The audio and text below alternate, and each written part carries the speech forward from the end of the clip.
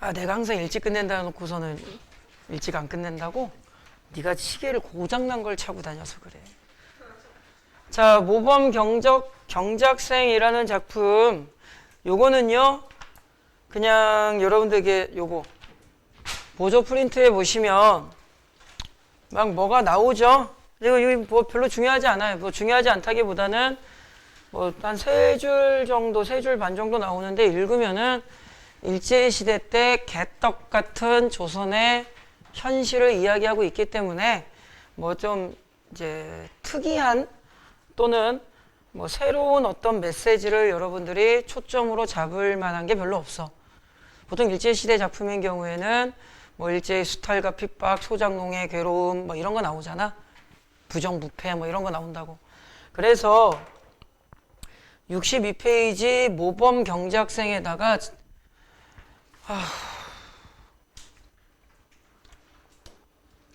왜 이렇게 힘드냐.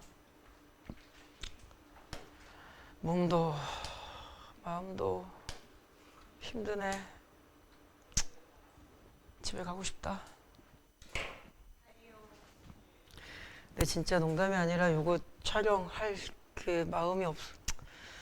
좀 그래서 요거 촬영을 안 하려다가 촬영하고 요 다음 타임 애들은 미안한데 오늘 하루만 좀 휴강하자 하고 지금 집에 보낼까 생각 중이야. 아, 지금 온 게 억울한 거야? 혹시 선생님이 웬일이지? 무슨 일 있으신가? 이거는 없어? 야, 지금까지 내가 너희들 여기 나랑 같이 꽤 오래 공부한 애들 많을 텐데, 이하고 뭐 3년 다닌 애도 있고, 휴강한 거 본 적 있니? 뭐 명절 때나 여름 휴가 말고, 그냥 이런 평범한 이럴 때 휴강한 거 본 적 있니? 절대 안 하거든요, 휴강을. 그지? 근데 내가 왜 이럴까? 그거는 관심 없고, 아이 씨발 4시에 올걸 이거.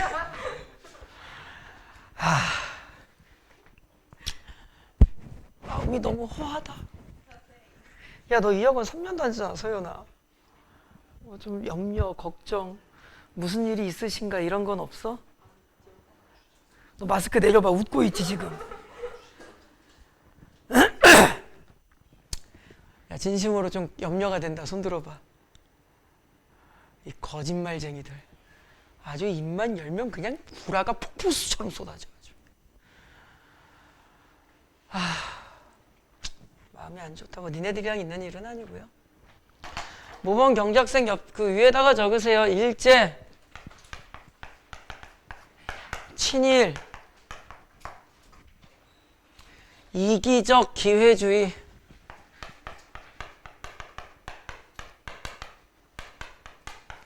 기회주의라는 말은 조금 안 어울릴 수 있을 것 같은데 그냥 우리가 같이 보는 거예요. 그냥 비슷한 느낌으로 그냥 하나만 더 적었다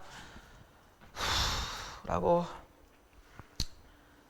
생각을 해주시면 되고요. 생독표를 한번 읽어볼까? 뭐 보기를 가지고 읽을 만한 것도 우리 교재에 없으니까요. 오늘 온댔으니 꼭 올 텐데 성두가 못단을 왼손에 쥐며 말했다. 꼭 올 텐데 요새 뭐를 못 내면 이거 농사 짓는다는 뜻이죠. 상을 못 할 거 아니야. 무슨 얘기인지 모르겠네요. 진도애비라는 인물이 나왔고요. 너는 원통할 게 뭐냐? 길서가 상을 탄데도 너는 맞고 뜻풀이 보세요. 이건 담배라고 나와 있어요. 한 개 못 얻어먹어 이 자식아. 그러면은 요 상을 못 할 거 아니야. 꼭 올 텐데 이게 누구에 대한 이야기라는 뜻이야? 그렇죠. 이게 길서에 대한 대화구나. 그러면 어떤 상황으로 정리하면 될까? 상두라는 인물이 성두구나. 성두라는 인물이 누구를 기다리고 있구나. 길서를 좀 염려하고 기다리고 있구나. 이렇게 읽어주는 거예요. 기억이가 미안. 요거는 미안, 잘못했어. 요거는 성두가 한 대사고 요거는 진도예비가 한 대사야. 그래야 맞지. 그죠? 그러니까는 이름이 기억인데 기억이가 뭘 그런 걸 기다려? 라고 이야기를 한 거지. 그지? 그러면은 인물로 중심으로 하면은 성두랑 진도예비는 길서를 기다리고 있고 기억이라는 인물은 뭐 그다지 기다리는 느낌은 없구나. 이렇게까지 읽으시면 될 것 같아요. 그래도 올라고 한 날에는 올 텐데 그냥 기다리고 있구나. 은근히 기다리던 성두가 다시 말했다. 길서는 그 마을에서 이럴 때 이제 뭐라 그래? 칭찬을 받는다. 어쩌고 저쩌고. 직접 제시.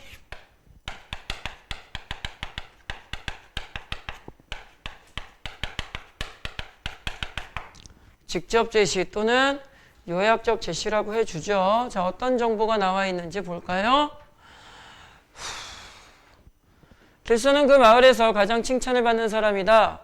물론 사촌 형별이 되면서도 기억이 같은 사람은 길서를 시기하고 속으로 미워하기까지 했으나 동네 전체로 보아 소학교, 지금식으로 하면 초등학교인데 옛날에는 교육 수준이 좀 낮았으니까 군청과 면사무소 출입하고 공부를 많이 한 사람에게도 지지 않을 만큼 가르치며 지도했다.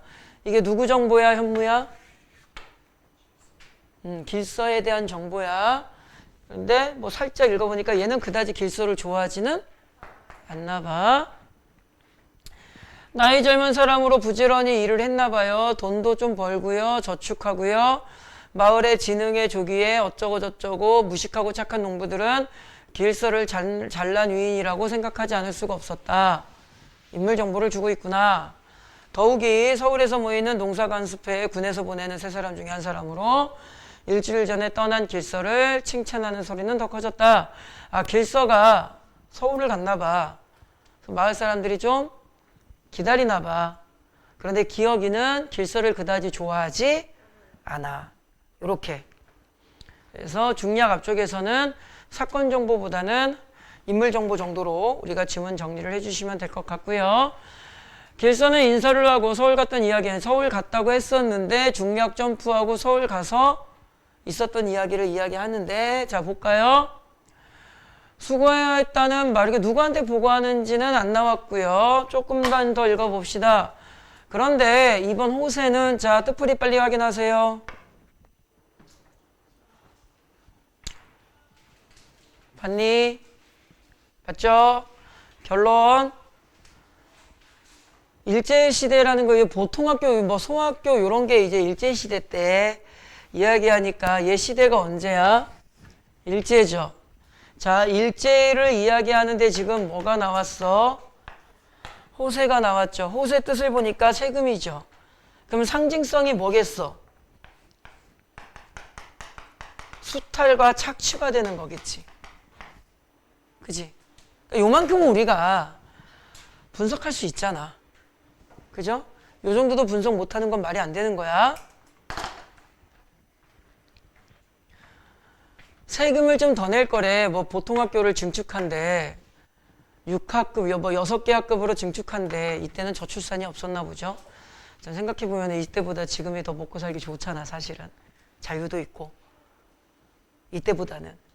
근데 대한민국은 저출산 문제로 뭐 그래서 얼마 전에 이런 얘기 해줘도 되나?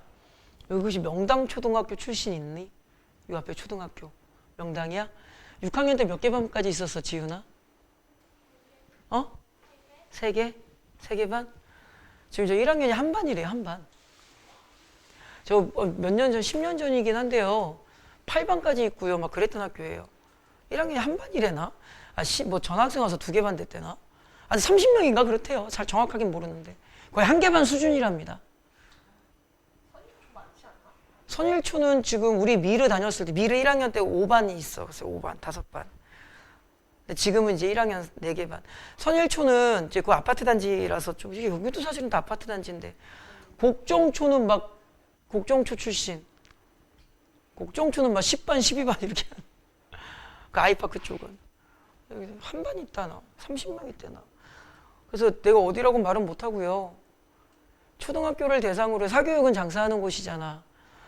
그나마 이제 고등학생을 대상으로 하는 이제 나 같은 입장에서는 지역성을 크게 안 따지죠. 조금 멀리서도 오잖아. 뭐 의준이는 저 천천동? 너 무슨 동이냐? 정자동에서 오고 막 미친놈. 뭐 세료동에서도 오고 뭐 자이아파트에서도 오고 막 아이파크에 매교동도 있네. 이게 조금 멀어도 이제 고등학교는 좀 오잖아 아이들이. 그 바운더리가 좀 넓죠. 초등학교는 초등학교 사교육 3대장이 있죠. 뭐 있어?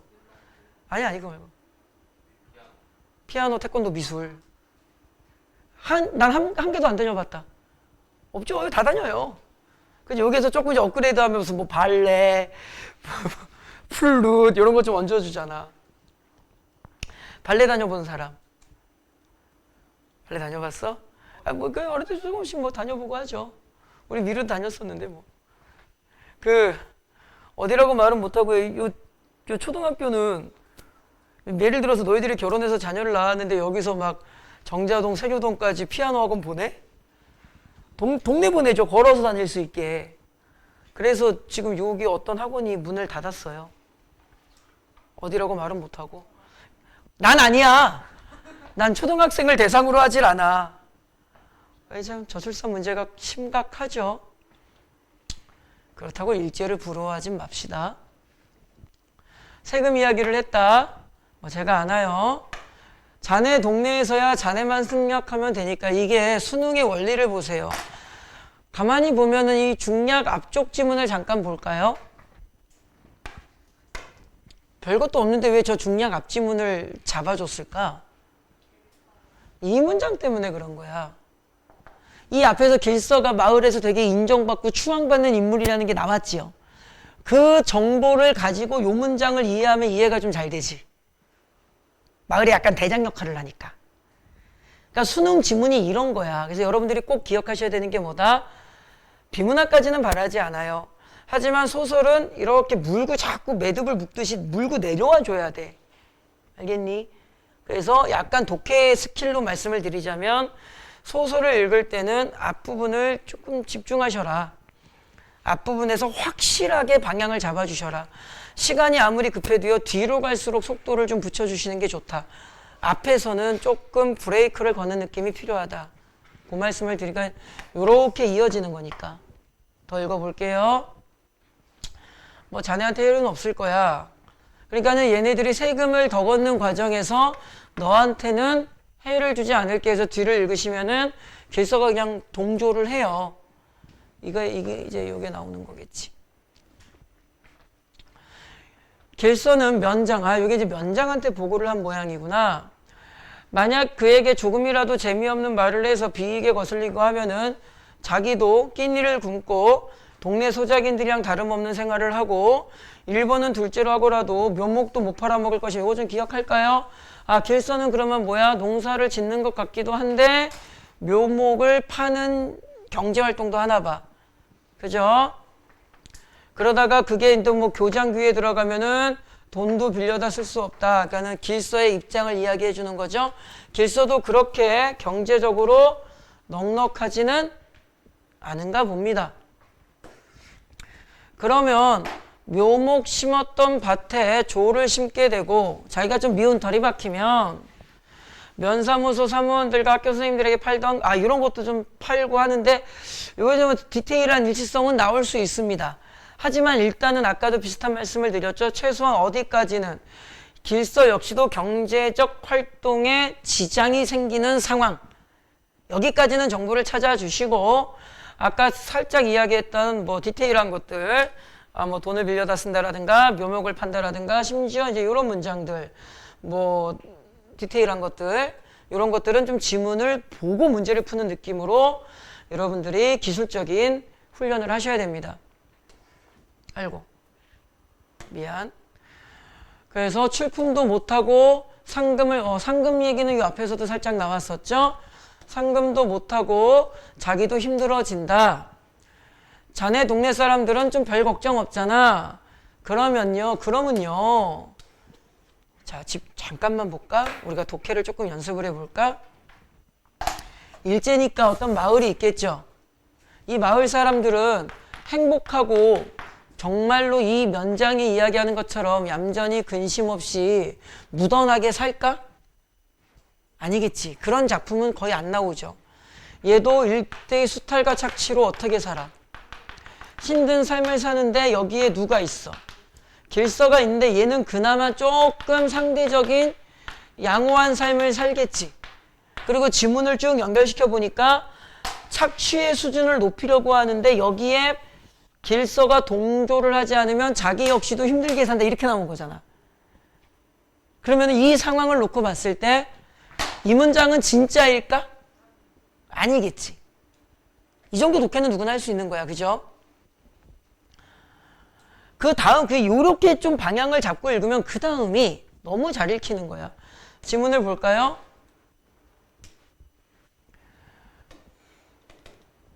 농사는 잘, 어느 정도 이제 벼가 익었어요. 지금 추수할 때가 됐다는 뜻이죠. 그죠? 그런데 그 다음을 볼게요, 우리가. 추수할 때면 행복해하고 기뻐해야죠. 근데 얼굴에 주름살을 편 사람은 한 명도 없답니다. 절반도 곡식을 거둘 수가 없다. 길서만이 이렇게 해가지고 농사를 잘 되었으나 다른 논들은 좀 흉년이라고 보통 우리가 표현을 하죠. 그 다음에 벌레도 좀 생겼고요. 아무리 추수를 해봐야 자기 입으로 돌아올 것이 없을 것을 생각하니 눈물이 앞을 가린대. 이게 실제 상황이지. 그러면은 이 데이터와 요 데이터를 연결시키면 길서가 말한 이거는 정말 현실의 사실적 정보라고 우리가 판단하면 돼, 안 돼? 안 되지. 그럼 흐름을 봐봐. 야, 세금을 좀 더 걷자. 길서 입장에서는 아이씨, 좆됐네. 이거 싫다 그러면은 아씨, 나도 이거 어떡하지? 야, 니네 마을은 좀 먹고 살잖아. 이게 좀 거지. 친이라는 거야. 그리고 독자들이 정말 이거를 사실적 정보로 받아들일까봐 작가가 이렇게 써줬잖아. 그러니까 요 흐름을 잘 연결시켜주는 거야. 알겠지? 우리 한 가지만 명심하자. 좀 추상적인 건데 몰입을 해라. 흐름을 타라. 당장 내일 수능 봐도 문학을 다 맞춘다. 아, 요건 좀 뻥이다. 그들은 할 수 없이 성두의 말대로 길서를 시켜. 왜 길서를 시켰을까? 이 정보가 또 활용되는 거지. 길서는 마을에 좀 인정받는. 그지? 그런 애니까. 약간 지도자 역할을 하니까 길서를 대표자로 내세워서 도지도 풀이 보면 얘도 세금이라고 나와요. 간단하게 하면. 좀 깎아달라고 이야기를 해. 근데 길서는 자기랑 관계가 없어. 나왔지 이제. 이기적. 거절했어. 그리고 1번 시찰단. 요거. 왜 선생님 요 키워드만 적었는지 알겠니? 됐죠? 동네 사람들은 어떡하지? 성두는 막 울고 싶은 얼굴이고. 그래서 사정을 좀 누군가에게 말해봤는데 그럴 거면은 농사 짓지 마라 이 말이 돼버린 거야. 땅 내놔 이렇게 된 거야. 그래서 그냥 뒤에 읽으면은 이제 뭐 그냥 속상한 그런 이야기 정도밖에 안 나오고요. 나머지 뒷부분은 줄거리 읽어보세요. 어떤 내용인지 알겠지? 왜 선생님이 이걸 잠깐 읽어드린 이유가 두 가지입니다. 모범 경작생은 요 키워드만 알면 좀 될 것 같아. 그죠? 그 다음에 두 번째가 정보를 좀 묶어서 이렇게 내려와 줘야 돼. 끊어내지 말고. 소설은 어떤 의미에서 본다면 그 지문에 소설 수능 시험지에 나오는 그 지문이 하나로 쭉 연결되는 덩어리로 움직여줘야 돼. 비문학처럼 이렇게 문단 나누면 안 되고. 알겠죠? 그러니까 소설이 잘 안 읽히는 이유는요. 앞에서 연결을 못 시켰기 때문에 뒤가 이해가 안 되는 거야. 그래서 앞을 조금 더 소중하게 읽어줘라. 됐니? 그 다음에 한 장, 두 장을 넘기시면 오늘 여기까지 강의를 할 거예요. 66페이지 작품 두 개가 있는데요. 오늘 일찍 끝나. 이거 10분이면 끝납니다, 이제. 상당히 쉬운 작품이지요. 이거 학교 내신으로도 많이 했죠. 서경별곡. 이게 이제 좀 애매한 영역인데요. 갈래는 뭐가 되죠? 고려가요가 됩니다.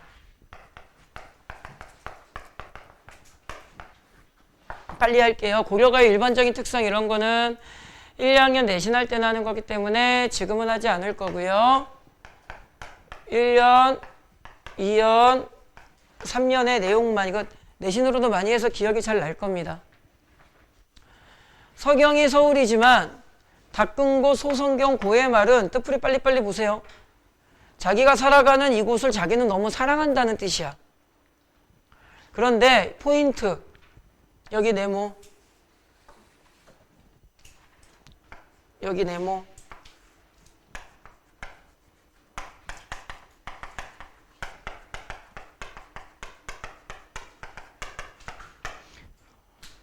나 이 동네 너무 좋지만 이게 어떤 느낌으로 이해를 하시면 되냐면 어떤 마을에서 화자는 여성 화자겠죠?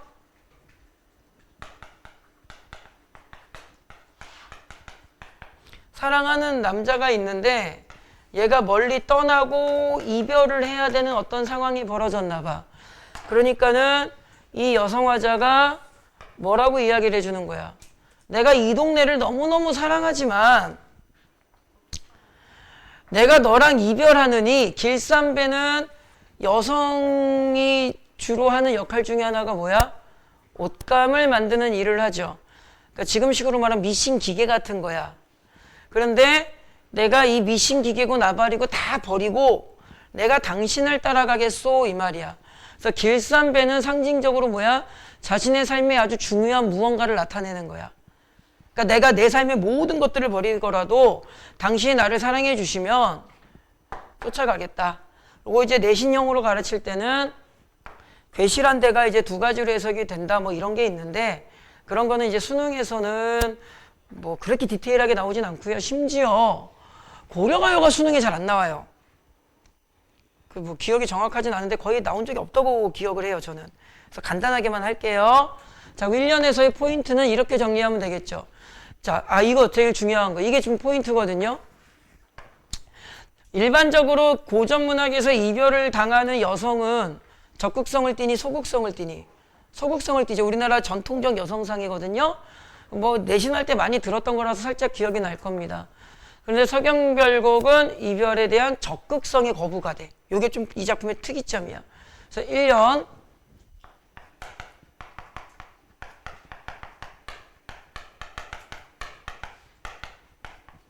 이별에 적극적 거부가 되고요. 혹시 모르니까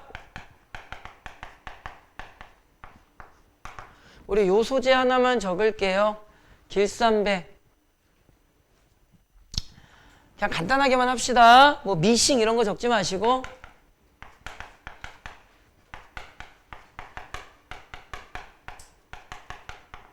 요렇게만. 그럼 대충 선택지에 서술된 내용은 이제 이해가 되는 수준이 될 겁니다. 1년은 이렇게 적을 거고요. 2년을 보시면 요거 이제 정석과와 유사한데요. 그냥 간단하게만 적어 드릴게요.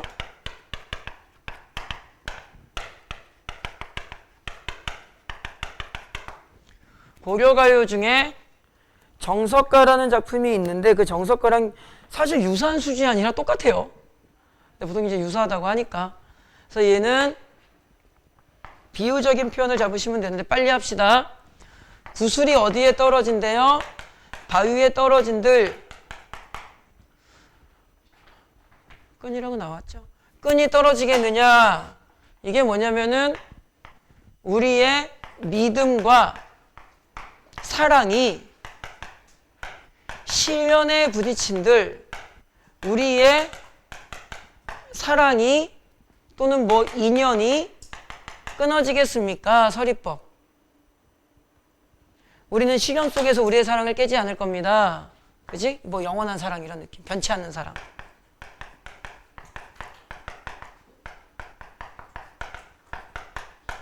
이렇게 하면 되겠죠?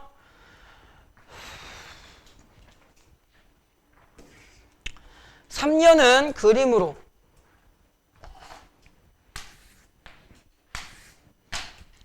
대동강 물이 얼마나 넓은 줄을 몰라서 배를 내어 가느냐 사공아.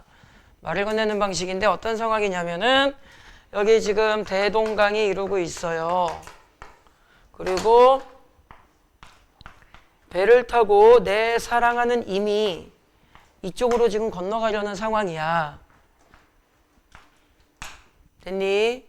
화자는 어느 쪽에 있고요, 지금?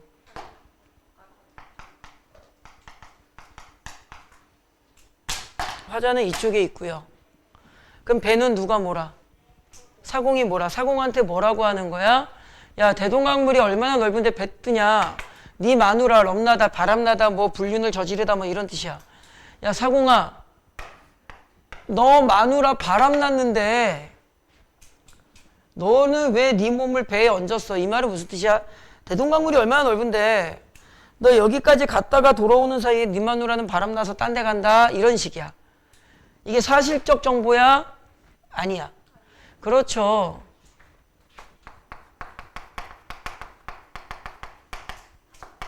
사실 정보가 아니죠. 그냥 화자 입장에서는 사공이 배를 띄우지 않기를 바라는 거야. 왜? 배를 띄우면은 배를 타고 이미 뭐 할 거니까? 가버릴 거니까. 그러니까 여기에서의 대동강은 어떤 이미지가 되는 거야?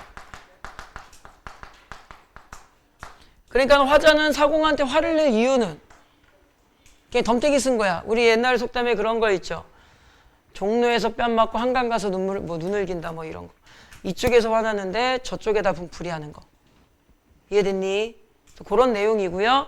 마지막 부분을 보시면 대동강 건너편에 꽃이 있는데 이것도 이제 두 가지로 해석을 하는데 간단히만 설명을 하면 대동강 건너편에 뭐가 있대요?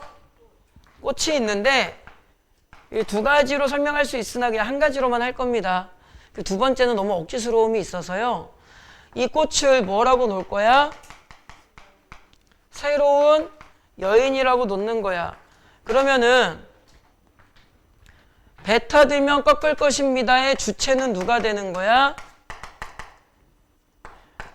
임이 되는 거야. 내 사랑하는 님이 나와의 이별을 통해서 저 멀리 떠나면 그곳에 새로운 여인이 있을 거고 그 여인과 함께 나를 잊은 채 다른 사랑을 나누겠지. 나는 버림받을 거야. 이런 뜻이 되는 거야. 요거를 듣기만 하세요. 주체를 임이라고 안 놓고 화자라고 놓고 해석을 하는 경우도 있어요. 저걸 화자라고 놓으면 어떻게 되는 거야? 내가 배 타고 가서 네 모가지 비틀어 버리겠다 뭐 이런 뜻이 돼버리는 거거든. 그렇게 가르치는 분들도 있어요, 진짜로. 근데 이제 수능에서는 뭐 모가지 비튼다 이런 거 내긴 좀 과하니까 어지간하면 이렇게 나올 거라서 이렇게만 가르칠 거고요. 심지어 아까도 말씀드린 것처럼 수능에 나온 적이 없어요. 내 기억이 정확하다면. 그래서 얼른 가. 간단하게만 이렇게 할 거고요. 그 다음에 한 가지 더. 1년, 2년, 3년의 내용을 보니까 태민아, 이 내용이 유기적으로 연결되니? 그렇죠?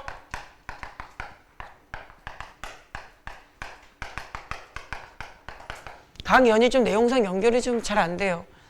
왜 그러느냐 뭐 이런 것까지는 우리가 이해할 필요는 없겠으나 고려가요 같은 경우는 입에서 입으로 구전되다가 나중에 훈민정음으로 기록되었기 때문에 구전되는 과정에서 여기서 조금 저기서 조금 여기서 조금 해가지고 이상하게 좀 잡다하게 짬뽕된 상황이다 보니까 좀 연결이 안 된다. 이렇게 이해를 하면 돼요. 그리고 마지막으로 한 가지만 안 나올 것 같은데 안 가르치고 나면 또 찝찝하니까 1년은 여성화자 2년은 남성화자 3년은 다시 여성화자. 이렇게 분석을 하는데 저런 것까지는 안 나올 거야. 그냥 그런가 보다 하세요. 이거 굳이 설명을 하면 당신 없이 못 살아요. 나를 데리고 가세요. 아이, 우린 헤어지지 않을 거야. 딴 여자 만날 거잖아요. 이러면 되거든? 근데 이렇게 설명해 버리면 왠지 또 강연의 내용이 연결될 것 같죠? 연결되진 않아요. 알겠지? 그 다음에 오늘 수업의 마지막 작품 배를 민다. 이거 간단해. 화홍고 배웠어 안 배웠어? 뭐 배웠어? 내가 가르쳤니 이거? 니네 이거 안 배웠어. 배우긴 했을 거야. 근데 원래 교과서에는 이 작품이 아니잖아. 나리야 무슨 작품이야?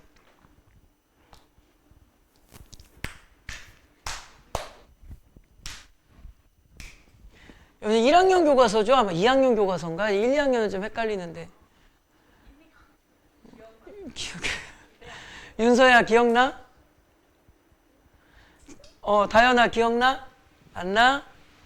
장성남 씨가 시를 여러 개 쓰는데 이게 약간 세트 메뉴로 움직이는 시가 있어요. 우리 교재에는 배를 밀며죠. 그치? 여러분들 교과서 1학년 때 1학년인가? 2학년인가? 뭐가 있냐면은 배를 매며가 있어요. 매며. 밧줄이 뒤에 툭 날라와서 뭐 묶는다. 호젓한 부둣가에 앉아서 시간과 바람이 함께 묶였다. 적으세요. 여러분들은 배를 밀며 저기 적어 놓으세요. 교재 뭐 여백 많으니까. 이렇게 필기하시면 돼요. 배를 뭐라고 할까요? 사랑. love. 그럼 배를 매면은 뭐야? 사랑의 순간, 사랑의 시작, 썸 타기. 오늘부터 1일.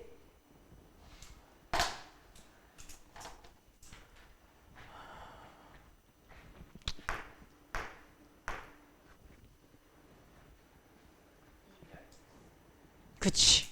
매는 게 사랑이니까 미는 건 이별.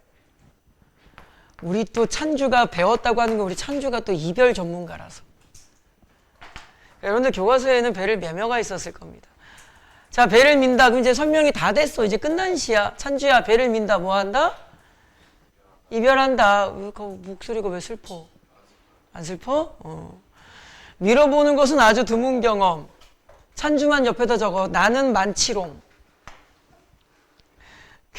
이별 상황을 이야기하는 거 알겠죠? 명준아 알겠지? 가장 최근에 가장 최근에 나는 배를 밀어봤다. 손 들어봐. 치킨 보내줄게. 진짜로. 명준이 손이 여기까지 올라온 것 같은데? 대신에 그 상황을 정확하게 서술해줘야 돼. 인증샷 찍어서 보내고. 그 배에 해당하는 대상과 좀 사진을 찍어서 보내야 내가 이해를 하지. 온몸이 아주 추락하지 않을 순간에 허공에서 그냥 이별했다는 뜻이고요. 마지막까지 축복을 해주고요. 손을 거두고요. 사랑은 참 뭐 떠나고 설명할 것도 없죠. 성찰, 깨달음. 슬픔도 그렇게. 그러니까는 이 흉터가 뭐가 돼? 이별의 상처.